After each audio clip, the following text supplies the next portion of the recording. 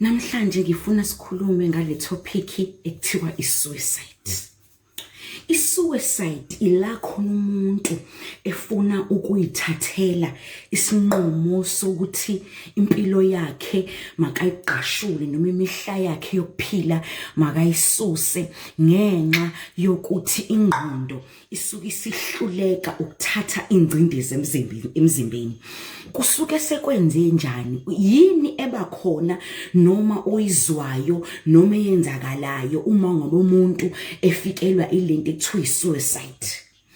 Ila khona ingqondo noma amakamero ekhanda eqinana, uthola ukuthi kube ngathi isikobho sakho sivuvukele, kube ngathi ingqondo ivuvukele iqinene, kube ngathi uzwihlonono lapha, kube ngathi khona abantu abakhulumayo engqondweni ukuthi thatha intambo, gunya amaphilisi, thatha nayi into, phuza ushevu, kube khona i-information noma amazwi asukayo lapha ngemuva ekhanda agcwale isikobho sonke, kube namazwi, kube ngathi kunomuntu okuholayo noma isandla esikholayo kulento izwayo yokuthi yenze. Emva kwalokho ebese ucindezelwa amazwi alomyalezo othi zibulale,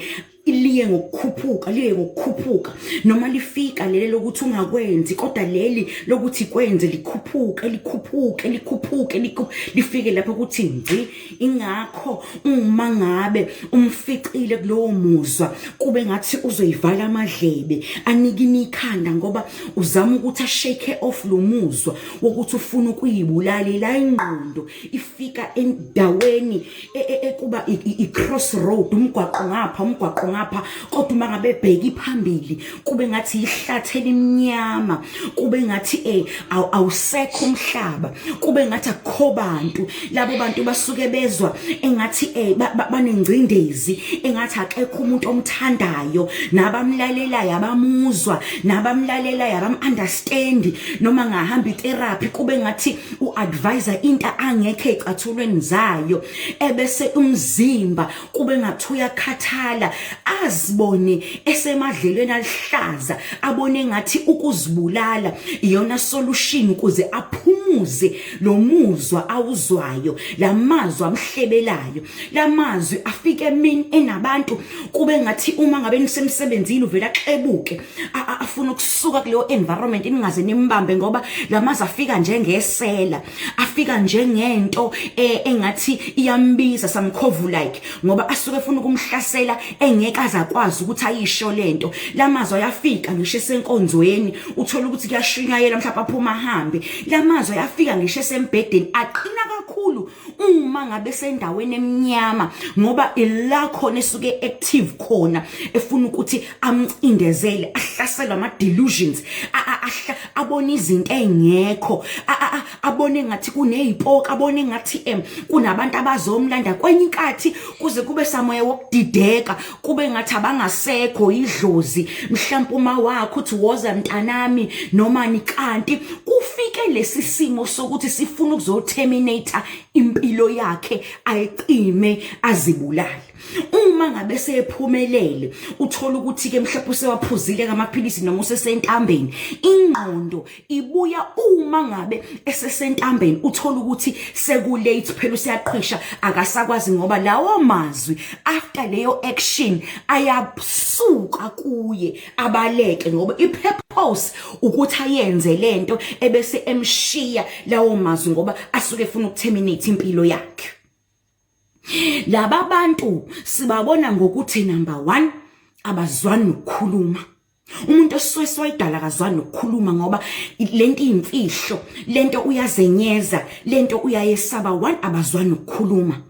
Number 2, akuve benezimfihlo. Number 3, abantu abathanda ukwenza izinto ezibhizayo.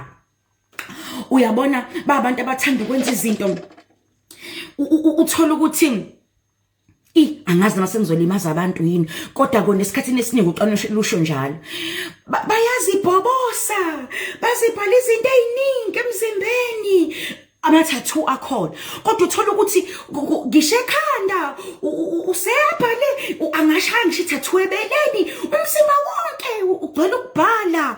Uthola ukuthi benza izinto because uzama ukukhipha inhlungu le engeke nize ni-understande nina. Ngiyabona afaka amakolida wagculisa amazinyo yonke, benza izinto ngoku-extraordinary, yonke into yabo iyihaba. Makuthiwa 120 speed yena ushaya ngo-360, yabona, because basuke befuna ukukhipha lo muzwa wenhlungu, lo muzwa wokuthi angazi ngachaza ngithini.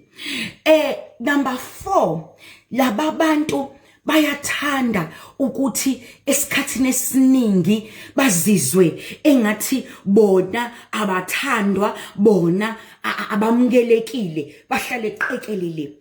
So asinalo ikhambi lalento engishoyo, asinalo. Uyazi ukuthi yini ngithi asinalo? Esikhathini esiningi they fail therapy. Most of labantu engikhuluma ngabo, they don't survive therapy. Uyazi ukuthi ikhambi yini? Ikhambi uxoxa kakhulu nawe, njengoba nje ngixoxa nawe uma esibukweni uthi weNkulunkulu nakho mina ngiyahluleka kwabakholwayo, ukuya kuNkulunkulu. Yes, ungawadla ama-antidepressants, but uma ngabe lo moya usukufikele uyakuhlasela and abantu abaningi uyabahlula.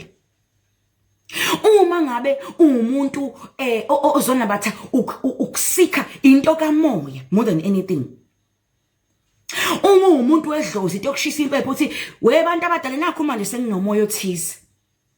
Ngoba more than ukuthi sikulaphe ngenyama sikunika iphilisi, kodwa into uma uyibona into engithanda noma ngichaza mangabe ulalela into kamoya, ngoba lamazwi lawa akuvele kube nje amazwi aqhamuka, into kamoya lekuvakashelayo.